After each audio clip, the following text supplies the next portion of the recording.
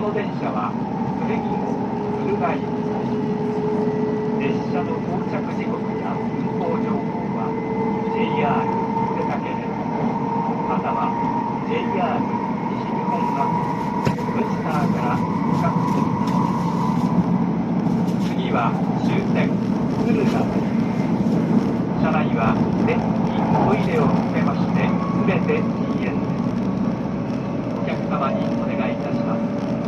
携帯電話をご使用の際には周りのお客様のご迷惑となりませんよう電気をご利用ください。電気および車内での危険物の使用は禁止されております。不審なものや脅威にお気づきの場合は乗務員または駅係員までお知らせください。また、客室の自動ドア付近に電動エスボタンを設置しております。緊急事態には電動エスボタンを押して乗務員にお知らせください。